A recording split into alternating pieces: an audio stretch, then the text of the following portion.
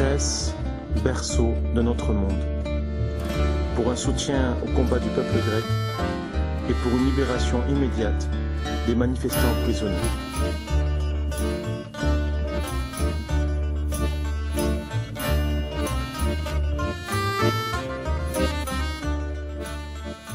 Non, bien que dramatique, ce qui se déroule en Grèce n'est pas une catastrophe, c'est même une chance. Car le pouvoir de l'argent a pour la première fois dépassé allègrement le rythme jusque-là progressif, méticuleux et savamment organisé de la destruction du bien public et de la dignité humaine. Et ce, sur une terre aussi réputée pour sa philosophie de vie, aux antipodes du modèle anglo-saxon, que pour sa résistance inlassable aux multiples oppressions qui ont tenté de la mettre au pas. Le grec ne danse pas et ne dansera jamais au pas de loi, ni en courbant les chines, quels que soient les régimes qu'on lui impose. Il danse en levant les bras, comme pour s'envoler vers les étoiles. Il écrit sur les murs ce qu'il aimerait lire ailleurs. Il brûle une banque quand elle ne lui laisse plus les moyens de faire ses traditionnelles grillades. Le grec est aussi vivant que l'idéologie qui le menace est mortifère. Et le grec, même roué de coups, finit toujours par se relever. Oui, l'Europe de la finance a voulu faire un exemple. Mais dans sa hargne à frapper le pays qui lui semblait le plus faible dans la zone euro, dans sa violence démesurée, son masque est tombé. C'est maintenant, plus que jamais, le moment de montrer du doigt à tous son vrai visage, celui du totalitarisme, car il s'agit bien de cela. Et il n'y a qu'une seule réponse au totalitarisme. La lutte, tenace et sans concession, jusqu'au combat s'il le faut, puisque l'existence même est en jeu. Nous avons un monde, une vie, des valeurs à défendre. Partout dans les rues, ce sont nos frères, nos sœurs, nos enfants, nos parents qui sont frappés sous nos yeux, même éloignés. Nous avons faim, froid, mal avec eux. Tous les coups qui sont portés nous blessent également. Chaque enfant grec qui s'évanouit dans sa cour d'école nous appelle à l'indignation et à la révolte. Pour les Grecs, l'heure est venue de dire non, et pour nous tous, de les soutenir. Car la Grèce est aujourd'hui à la pointe du combat contre le totalitarisme financier qui, partout dans le monde, détruit le bien public, menace la survie quotidienne, propage le désespoir, la peur et la crétinisation d'une guerre de tous contre tous. Au-delà d'une colère émotionnelle qui se défoule en détruisant des symboles d'oppression, se développe une colère lucide, celle de résistants qui refusent de se laisser déposséder de leur propre vie au profit des mafias bancaires et de leur logique de l'argent. Avec les assemblées de démocratie directe, la désobéissance civile, le mouvement « Ne payons plus » et les premières expériences d'autogestion, une nouvelle Grèce est en train de naître, qui rejette la tyrannie, marchande au nom de l'humain. Nous ignorons combien de temps il faudra pour que les peuples se libèrent de leur servitude volontaire. Mais il est sûr que face au ridicule du clientélisme politique, aux démocraties corrompues et au cynisme grotesque de l'État bankster, nous n'aurons que le choix, à l'encontre de tout affairisme, de faire nos affaires nous-mêmes.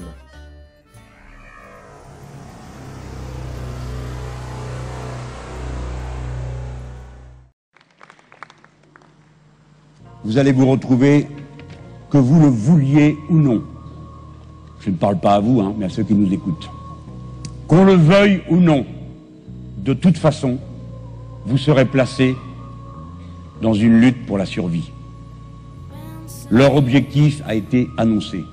Après la retraite, ce sera le système de santé et la solidarité sur l'ensemble du système social. Après nous avoir fait ce qu'ils nous ont fait sur la retraite et le service minimum, ils passeront à la mise en cause des syndicats appelés corps intermédiaires. Ils veulent supprimer la durée légale du travail quotidienne, hebdomadaire et annuelle. Voilà ce qu'ils ont décidé. Dans 3 mois, les agences de notation vont faire sonner les 3 coups du commencement de la politique de l'austérité. Par conséquent, votre vote, ce n'est pas pour ou contre Nicolas Sarkozy seulement. Votre bulletin de vote, c'est pour ou contre l'austérité. Et si c'est contre l'austérité, c'est moi. regard brillant, Jean-Luc Mélenchon ne boude pas son plaisir. Après sa prise de la Bastille, il réussit à l'île intersocialiste une nouvelle démonstration de force, un phénomène qui pour lui ne fait que commencer. La rivière est sortie de son lit.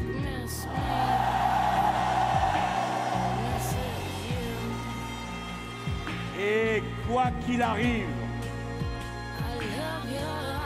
elle n'y retournera pas de sitôt. Le front de gauche est en train de devenir le front du peuple. Souvenez-vous-en toute votre vie. Au-delà des formules choc, le succès du phénomène Mélenchon pour les militants, c'est son mission de vérité. Son humanité, sa vérité, sa franchise, votez Mélenchon. Il ne fuit pas les questions, il ne prend pas les gens pour des imbéciles, il répond clairement, il dit où il prend l'argent et il détaille son programme et il redonne de la dignité aux gens.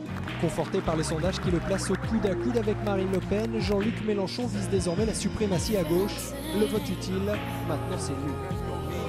D'ouvrir, en voyant la malheureuse qui est là, soufflante de haine, bête malfaisante, qui continue à injurier, à prononcer des paroles de haine et de division, mais qui ne marchent pas. Le peuple français ne veut pas de la guerre civile. Le peuple français ne veut pas de guerre ethnique. Nous allons faire de cette élection une insurrection civique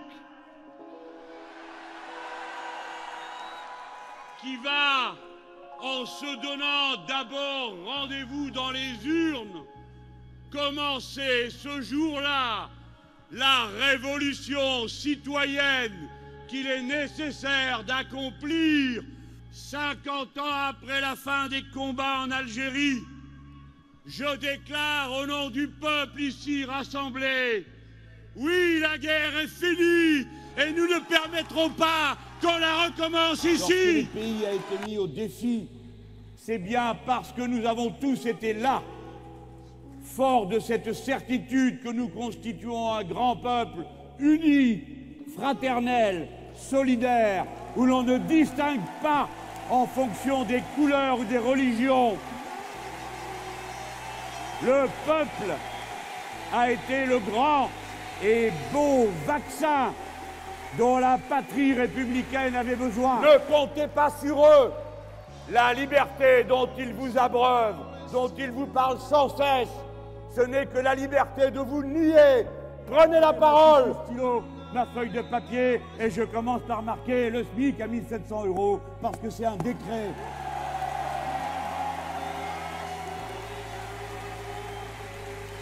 Et ça, les économistes du front de gauche, ils ont fait le calcul. Qu'est-ce que ça donne quand on porte le SMIC à 1 700 €? Eh bien, ça relance l'activité. Et ça relance l'activité en donnant du bonheur. Pour beaucoup d'entre vous, non, nous ne sommes pas une foule. Nous sommes une assemblée. Nous ne pouvions être nulle part ailleurs qu'ici, dans l'inconfort dans lequel vous vous trouvez, serrés comme vous l'êtes, tous debout, patients, enthousiastes et écoutants. Vous n'êtes pas venus pour vous faire éblouir, ni pour vous faire ébahir. Vous êtes une assemblée de femmes, d'hommes, de citoyens conscients. Ce qui nous regroupe, ce n'est pas un homme, ni un candidat. C'est un programme, le voici, l'humain d'abord. Ce qui est en cours, ce qui est en jeu, ce n'est pas seulement un score électoral. Bien sûr que c'est un score électoral. Bien sûr que notre score marquera un rapport de force avec la droite, avec le patronat, qui sait que plus haut est le niveau qui nous porte, plus forte est la voix qui va criant la retraite à 60 ans, le SMIC à 1 700 €, à bas le travail partiel, à bas les amplitudes horaires discontinues, à bas la situation des femmes plongées pour 80% d'entre elles dans le statut de travailleurs pauvres, à bas la situation des jeunes qui doivent attendre 7 à 11 ans pour obtenir enfin un contrat à durée indéterminée, à bas le racisme, à bas la xénophobie, à bas la haine de l'autre.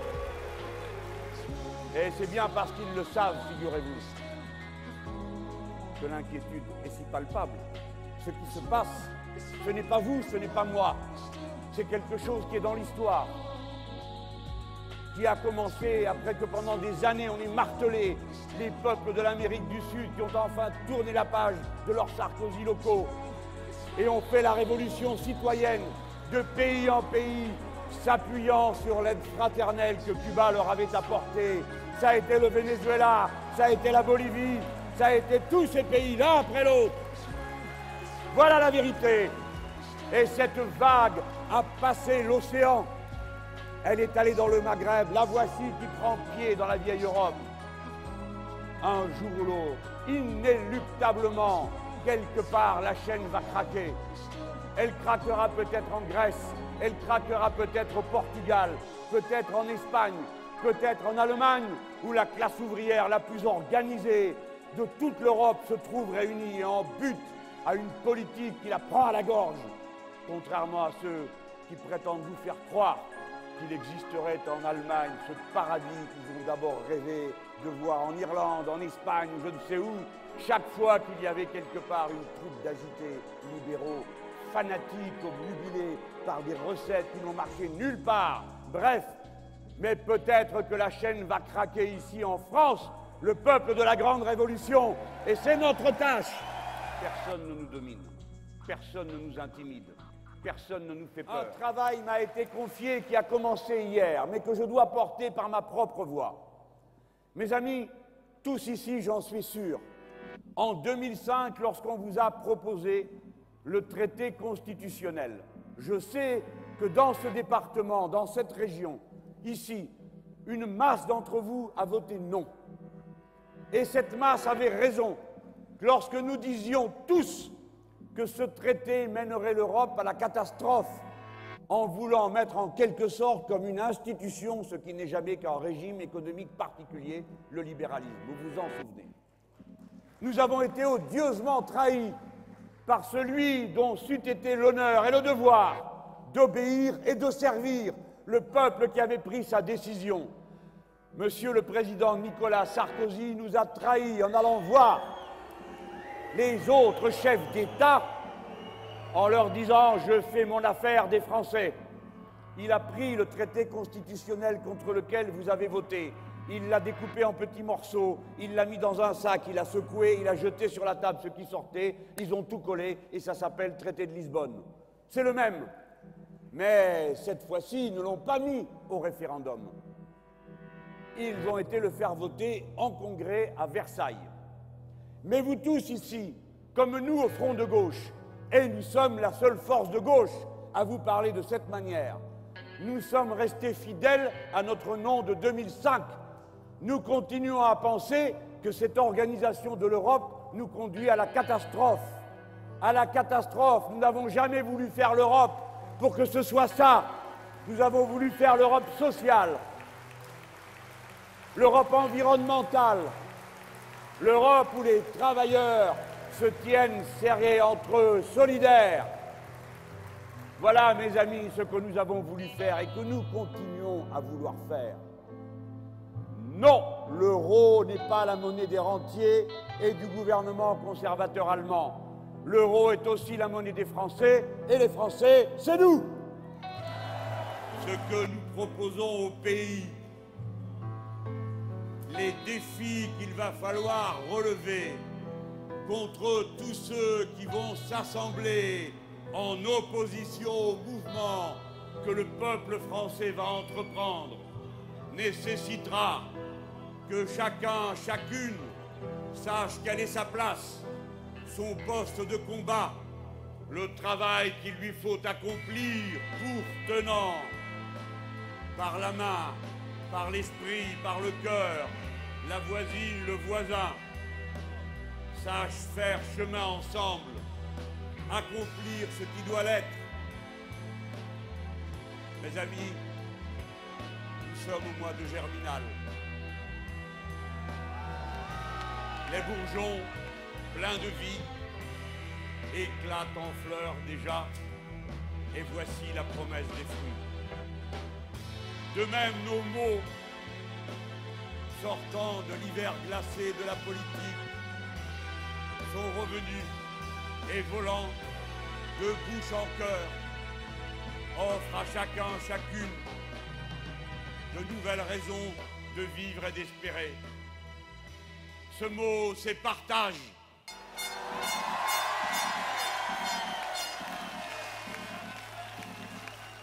Partage de la richesse, planification écologique, citoyenneté, fraternité, amour, intérêt pour celui qui est tombé à le relever, pour celui qui n'a rien à être aidé. Les mots vont et sont comme des clés qui ouvrent les cages dans lesquelles étaient enfermées les raisons humaines de vivre, qui ne se confondent avec aucune des abjectes comptabilités qui nous sont infligées chaque jour pour savoir si l'on se nourrira ou bien si l'on se logera, si l'on s'éclairera ou si l'on aura telle ou telle dépense pourtant impossible à contourner. Voilà, monsieur Nicolas Sarkozy, ce que je vous réponds. À l'heure où vous avez dit que vous ne partagez aucun de mes engagements ni aucun de mes emportements. C'est vrai, nous ne sommes pas du même camp, nous ne sommes pas la même France. Lorsque vous me dites, avec un Mélenchon qui fait pression chaque jour plus forte, c'est 2 jours pour mettre par terre 5 années d'efforts. Ce ne sont pas 5 années d'efforts, ce sont 5 années de souffrance, 5 années de déchirure, 5 années de recul, 5 années de grossièreté, de vulgarité, d'abaissement de la patrie. À vous qui chaque jour puissant venez nous demander des comptes et qui maintenant le faites en calculant à la grosse louche ce que coûterait notre programme quand il veut donner à chacun le moyen de vivre sa vie digne et tranquille. Je vous demande, moi, des comptes pour le malheur que vous répandez et pour le coût que représente l'ignorance que vous avez répandue à foison en supprimant les postes d'enseignants. Le coût de la santé perdue parce qu'on aura pu se soigner. Le coût des 564 personnes qui chaque année meurent au travail. Les 43 000 handicapés à vie au travail. La petite enfance oubliée. Les départs à la retraite retardés. Le saccage de la justice des mineurs. Je vous demande des comptes pour cette société absurde. Je vous demande des comptes pour avoir fait que l'espérance de vie recule dans les nations développées, alors qu'auparavant, chaque année, elle progressait. Je vous demande des comptes pour avoir mis en cause ce que la grande et glorieuse révolution de 1789 avait rappelé comme le premier de tous les droits, le droit à l'existence. Ah non, ce n'est pas vivre que de passer son temps à survivre. On ne peut vivre heureux dans un océan de malheur. On ne peut vivre heureux avec 8 millions de pauvres, 8 millions de mal logés dans la 5e puissance du monde. On ne peut vivre avec la peur du lendemain, comme c'est le cas des 10 millions de précaires. Voici en effet, j'en fais l'aveu, notre programme en effet n'est pas réaliste d'après vos normes comptables, mais il est réaliste d'après les nôtres. Et les nôtres s'appellent le droit de vivre. Personne ne nous domine, personne ne nous intimide, personne ne nous fait peur. Nous voulons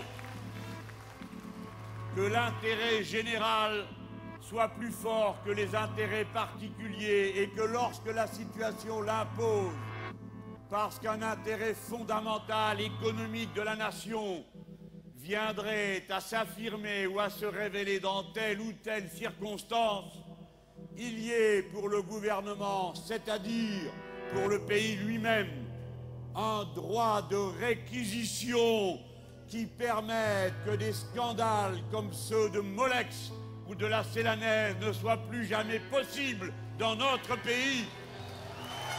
Voyez, vous tous qui vous demandez ce qu'est ce phénomène qui remplit cette place, les rues avoisinantes et les places avoisinantes, cela s'appelle la révolution citoyenne qui est commencée dans une nation politique comme la nôtre, que ne définit ni une religion, ni une couleur de peau, ni même une langue. La République fonde la nation et non l'inverse. Refonder la République, c'est refonder le peuple lui-même et la patrie commune, défigurée qu'elle est par l'inégalité et les saccages de toutes sortes. Nous voulons que soit élue une assemblée constituante dont le premier rôle sera de redéfinir la règle de vie commune.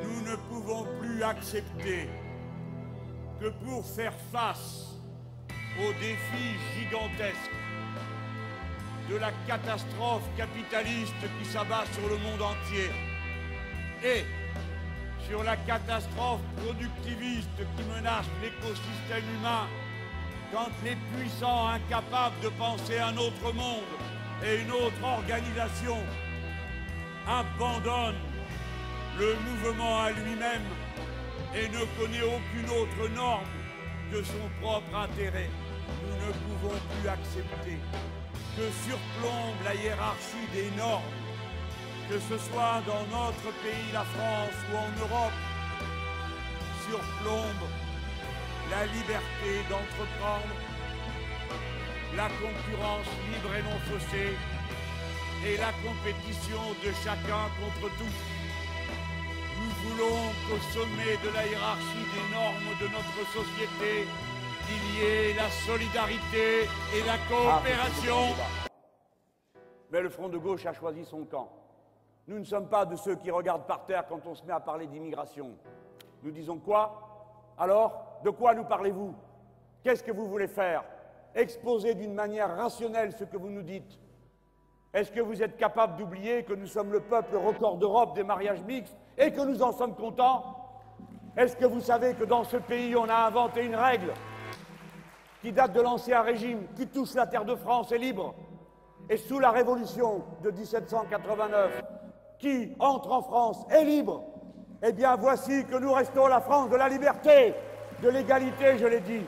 Et justement pour ces deux raisons de la fraternité, je n'ai pas peur de vous dire, mauvaise graine, que vos théories sont absurdes, que la xénophobie ne nous mène nulle part, que le racisme est une stupidité sans nom, que ce que nous vivons ensemble peut être merveilleux. Et c'est pas parce qu'il y a dans chacune des religions que notre pays connaît, que ce soit la catholique, la juive, la musulmane, et d'autres encore sans doute que j'oublie dans cette énumération, quelques énergumènes totalement fanatisés, que nous allons les confondre avec la masse des citoyens pacifiques qui n'ont pas de religion et ne se préoccupent pas d'abord de s'opposer à leurs voisins à cause de cela, mais cherchent conformément parfois au principe que leur religion leur enseigne, la solidarité, l'amour fraternel, la rencontre des êtres, l'aide mutuelle.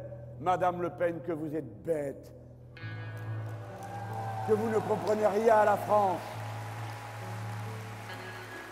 Vous voulez ne pas donner l'aide médicale d'État, je ne cesserai de prendre cet exemple. Ils ne veulent pas donner l'aide médicale d'État aux étrangers clandestins. Eh bien, il ne leur reste plus qu'à expliquer aux microbes clandestins qu'ils ne doivent pas aller voir ceux qui ont des papiers. Parce que les microbes, ils ne sont pas au courant. Et si vous laissez quelqu'un être malade, si vous laissez quelqu'un dans la souffrance, si vous laissez quelqu'un dans le malheur, alors pour finir, le malheur est contagieux autant que le bonheur peut l'être. Et tant qu'à faire de la contagion, on préfère la faire celle du bonheur, de l'entraide. de la fraternité, de l'amour.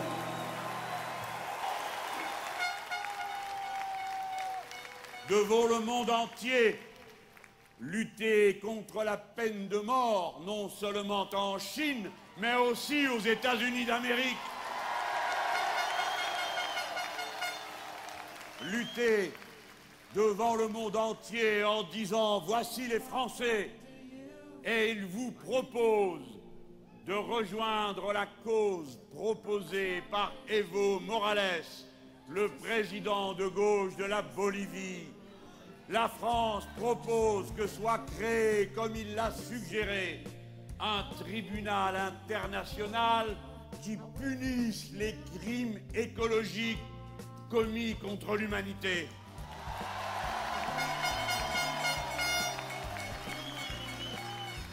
Non, Monsieur le Président, le premier danger, contrairement à ce que vous avez dit dès votre prise du pouvoir, ce n'est pas la confrontation entre l'Occident et l'islam.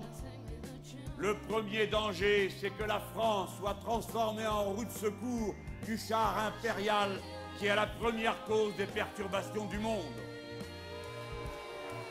La France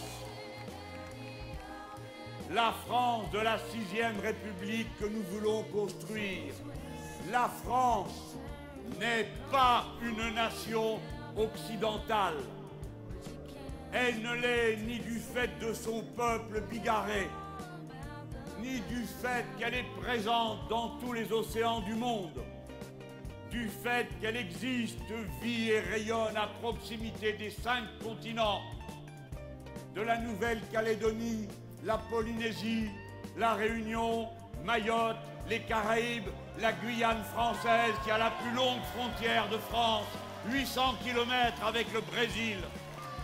Non, la France n'est pas une nation occidentale, elle est une nation universaliste. Une fois de plus, il va nous falloir être ce cratère brûlant d'où va jaillir de nouveau la flamme des révolutions qui, par contagion, deviennent la cause commune de tous les peuples d'Europe. Nous allons ouvrir la brèche.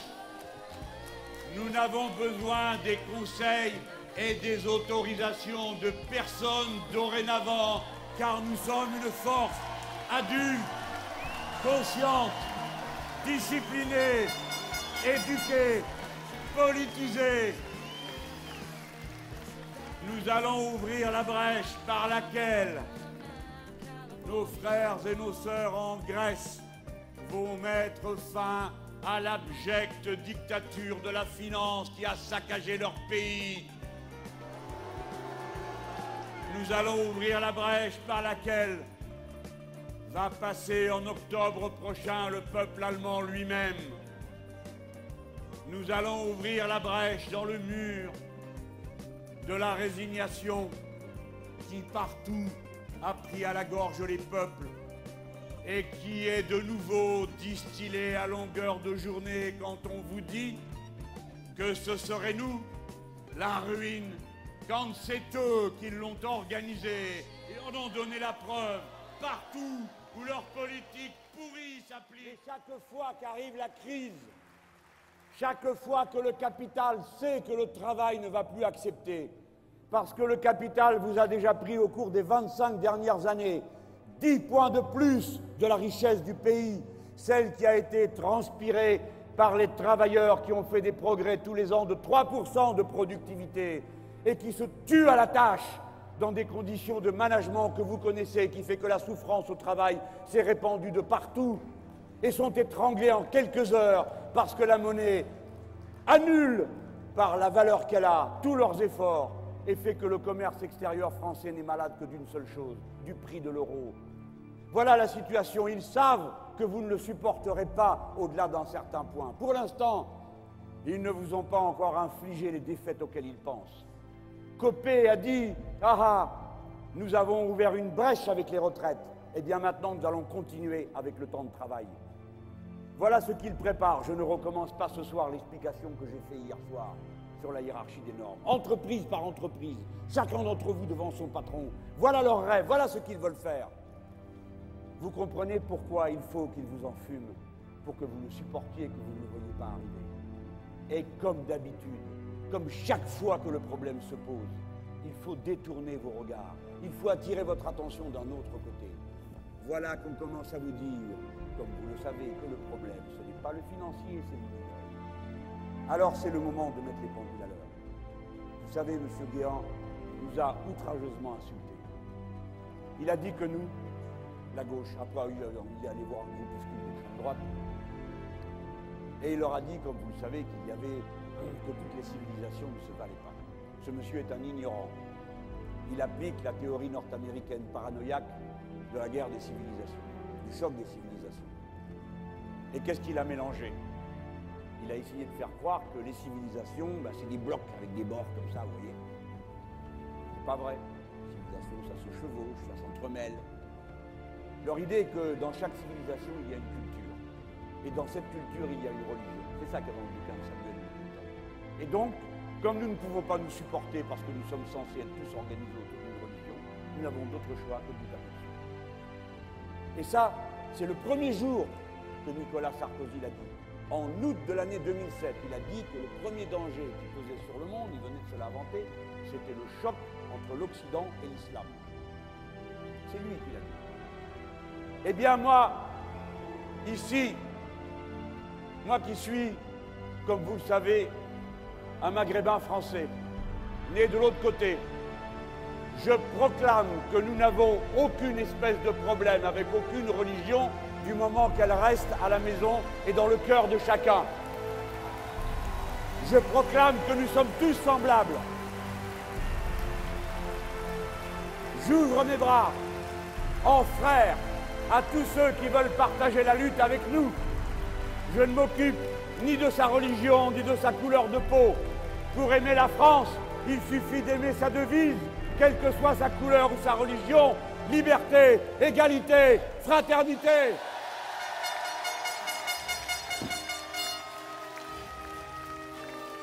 Nous ne pouvons accepter que dorénavant, la liberté d'entreprendre soit assimilée à un droit fondamental égal au droit de propriété et que tout soit dès lors rapporté à cette liberté. Nous croyons au contraire que le moment est venu d'établir la citoyenneté partout, non seulement dans la cité, mais dans l'entreprise. Et par conséquent, de reconnaître comme un droit constitutionnel le droit de préemption qui verrait les travailleurs, lorsqu'ils le demandent, constituer des coopératives ouvrières qui deviennent propriétaires de l'outil de production. Nous n'acceptons pas que la construction européenne, qui est dans la tâche permanente, constante de l'idéal de gauche. Depuis que la gauche est gauche, elle a toujours voulu unifier les travailleurs de tout le continent. Nous savons que quand ils ne s'unifient pas, lorsqu'ils sont mis en compétition les uns contre les autres, à l'intérieur des nations et entre les nations, alors c'est la guerre. Nous l'avons payé de 2 guerres continentales, que cette leçon ne s'efface de l'esprit d'aucune génération d'entre nous. La condition de la paix est la solidarité des travailleurs. Vous avez vu commencer la crise en Grèce. Vous avez tous compris que si on avait résisté contre les agioteurs et les spéculateurs en Grèce, le reste de l'Europe n'y serait pas passé. Il aurait suffi pour ça que la BCE prête au taux auquel elle prête aux banques, c'est-à-dire à 1%, à ces banques qui, elles, prêtent jusqu'à 18% à l'État grec. Les Grecs ont cru, comme beaucoup peut-être dans cette salle, écoutez, monsieur Mélenchon, n'exagérez pas, faisons un effort, serrons-nous un peu la ceinture. Ils se sont serrés 8 fois la ceinture pour rien. Leur pays est saccagé. La progression de la richesse s'est tue. Les taux de suicide augmentent d'une manière incroyable. La santé des gens est totalement délabrée.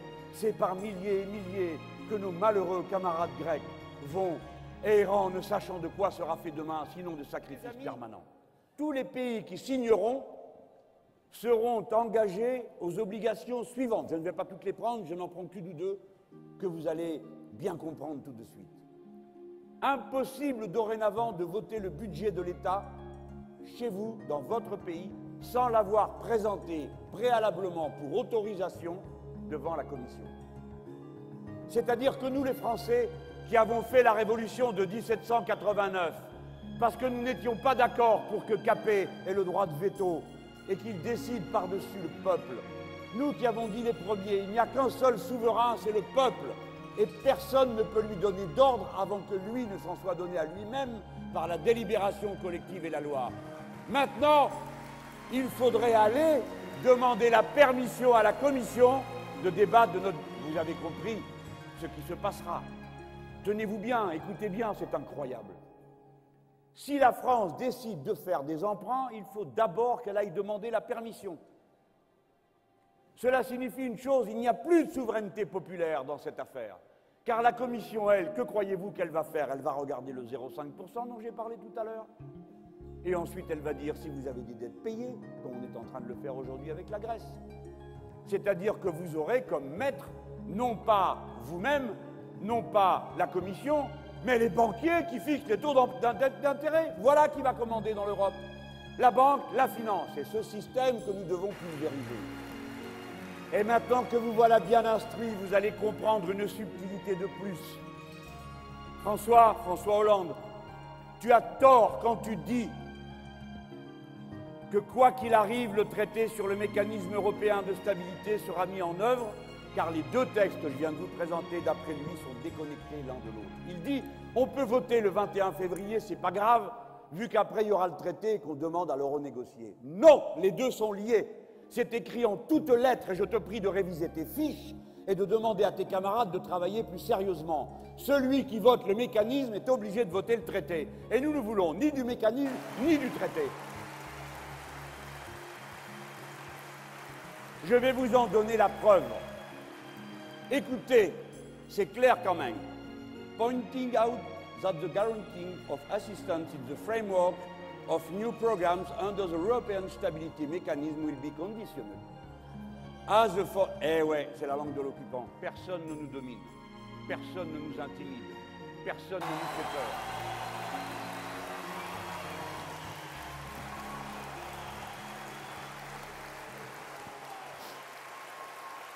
Monsieur Guéant nous a grossièrement insultés en prétendant que nous, la gauche, nous serions, comme il dit, relativistes.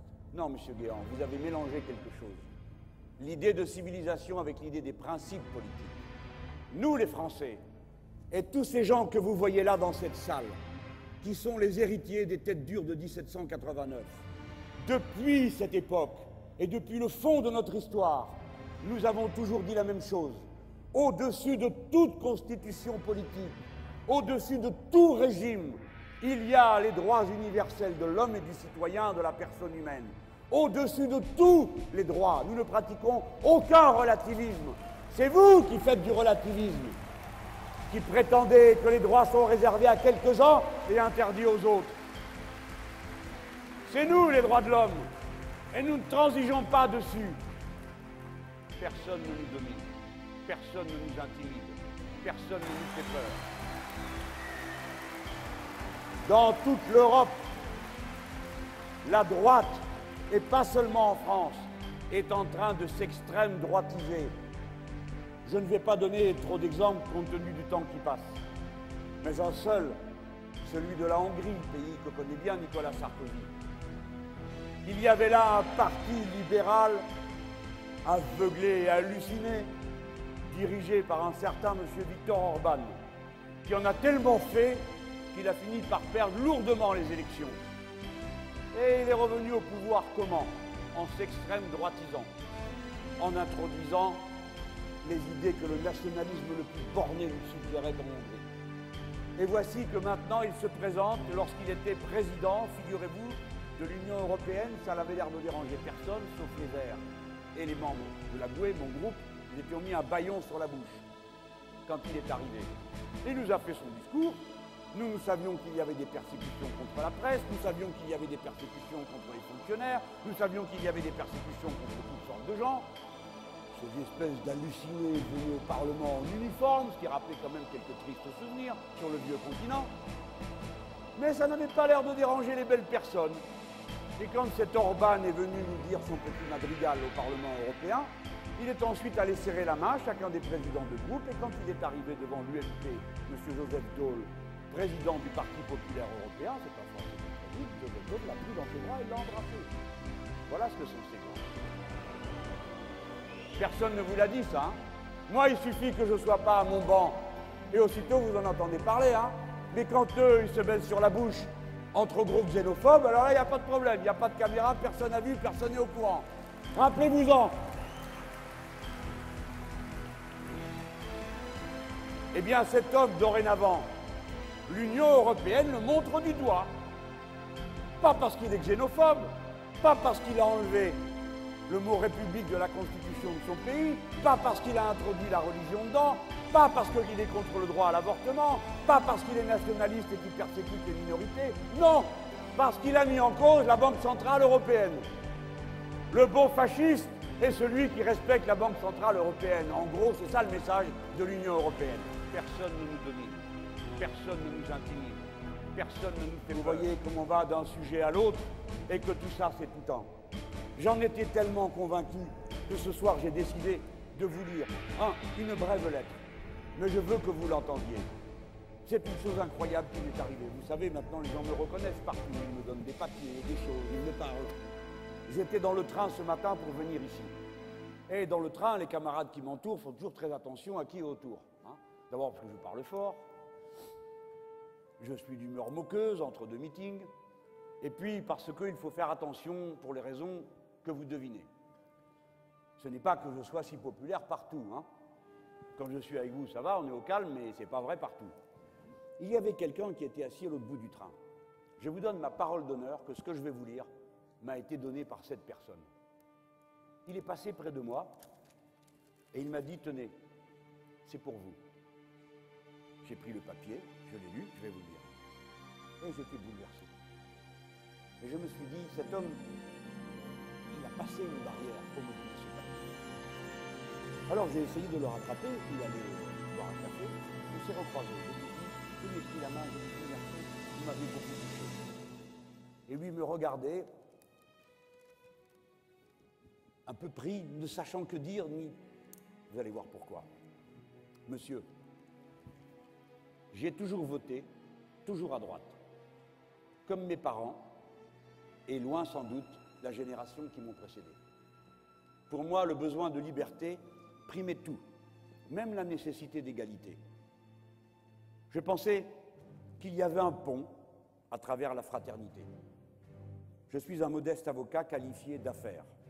Je passe ma vie avec des chefs d'entreprise pour vendre et acheter des sociétés. Et pourtant, 3 petits points. J'hésite à voter pour vous, j'y suis presque. Je vois chaque jour le pont de la fraternité s'écrouler. La liberté sans limite de quelques-uns rompre le contrat social en bafouant l'exigence d'équilibre et d'un minimum d'égalité. J'ai 4 enfants et je souhaite qu'ils puissent vivre et s'épanouir dans une démocratie.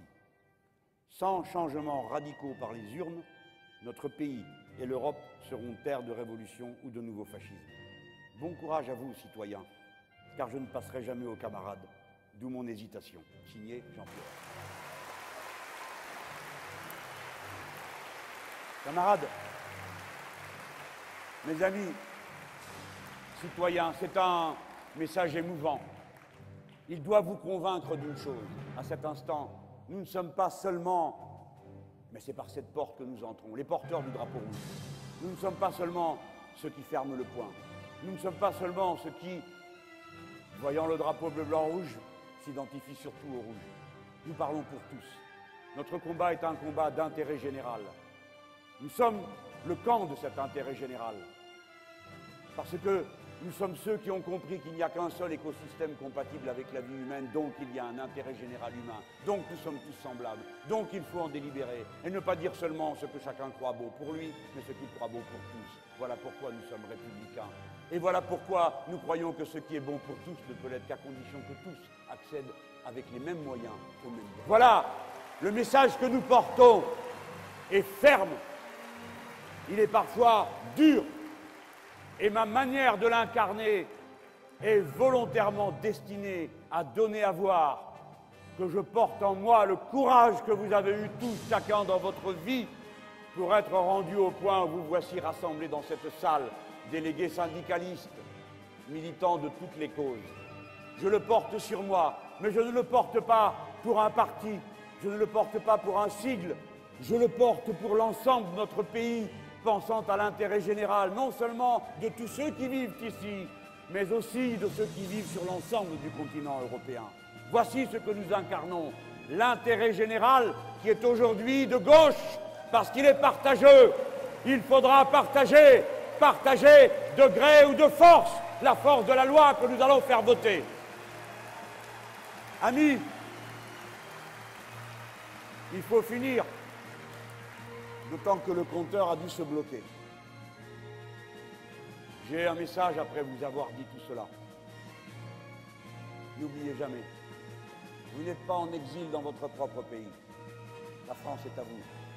C'est notre patrie. Et elle est notre patrie pour une raison qui ne doit rien au nationalisme, rien à l'ethnicisme. Elle est notre patrie pour les trois mots qui la désignent, la liberté, l'égalité et la fraternité. Et on ne demande rien de plus pour être français. Jeunes gens, moins durement que quelques-uns d'entre vous, moi aussi, j'ai été un bico. Moi aussi, j'ai été un bougnoul. Moi aussi, je suis arrivé en me demandant qu'est-ce que c'était que ce pays dont mes parents m'avaient parlé avec tant de ferveur et que je voyais parfois traverser de sentiments si bas. Mais j'ai reçu des miens comme vous des vôtres. Non seulement de mes instituteurs, puisque je l'avais à la maison, l'amour de quelque chose qui permet de regarder plus haut que l'horizon. Et maintenant que je suis ici à Montpellier, que je sais qu'il y a dans ce département tant de gens qui sont venus de l'autre côté, ils comptent sur moi pour dire quelque chose. À toute la Méditerranée, la guerre est finie. Paix entre nous. Amour. Ces enfants sont nos enfants. Nous les avons ensemble. La guerre est finie. Madame Le Pen, la guerre est finie. La guerre est finie. Nous ne vous laisserons pas recommencer ici, vous et votre père. La sale besogne que vous avez fait là-bas, poussant les uns contre les autres dans la haine et le crime, vous ne recommencerez pas ici. Vous ne recommencerez pas ici. Le front de gauche a vocation à être le front du peuple. Le peuple. Vous savez qu'on m'a accusé d'être trop intellectuel avec vous. Il paraît qu'il me suffirait de grogner quelques paroles et vous seriez content. Alors, pour me venger de l'offense, hier, j'ai lu une page des Misérables à Villeurbanne. Et dans le silence admirable de ce peuple qui est bien plus cultivé que ne le croient les puissants, et qui, lorsqu'il ne l'est pas, aime quand même tellement les belles choses, et sait les reconnaître, souvent, à la voix du poète, à la musique du musicien, à la splendeur des couleurs du peintre, et ainsi de suite. Même s'il sait et elle sait qu'il faut apprendre, comme moi-même, je sais que je dois encore apprendre chaque jour de vous, de ce que je vois autour de moi. Je vais donc finir en lisant un poème. Parce que je crois que les meetings du peuple sont des meetings d'intellectuels. Vive la culture! Nous sommes le plus puissant intellectuel collectif de notre pays parce que nous, quand on nous propose un traité qui ne vaut rien, on sait s'en rendre compte avant les autres. Allez, c'est du Victor Hugo. France. France. À l'heure où tu te prosternes, le pied d'un tyran sur ton front, la voix sortira du caverne. Les enchaînés tressailliront. Le banni, debout sur la grève, contemplant l'étoile et le flot, comme ceux qu'on entend en rêve, parlera dans l'ombre, tout haut. Et ces paroles qui menacent, ces paroles dont l'éclair, lui, seront comme des mains qui passent, tenant des glaives dans la nuit. Elles crieront « Honte aux infâmes, aux oppresseurs, aux meurtriers !» Elles appelleront les âmes comme on appelle des guerriers. Sur les races qui se transforment, sombres orages, elles planeront. Et si ceux qui vivent s'endorment, ceux qui sont morts s'éveilleront. Servir la patrie est une moitié du devoir, servir l'humanité est l'autre moitié. Non, l'hyper-richesse n'est pas légitime. Est prioritaire le progrès humain. Est prioritaire le partage. Avant la concurrence, le collectif. Avant le chacun pour sa gueule, l'amour des autres. Les êtres humains sont semblables. Voilà la base même de la Déclaration des droits de l'homme dont nous faisons une politique. Oui, je crois, je suis sûr, je suis certain que si nous travaillons avec cette force d'enthousiasme qui consiste à dire de toute façon on va y arriver, n'ayez pas peur, on sait le faire, on est assez intelligent pour le faire, nous pouvons entraîner. La révolution citoyenne, pour la décrire, je prends mon mot dans la bouche d'un homme qui avait 24 ans lorsqu'il l'a prononcé. Saint-Just, le grand révolutionnaire. Toute notre révolution tient en un mot. Osons.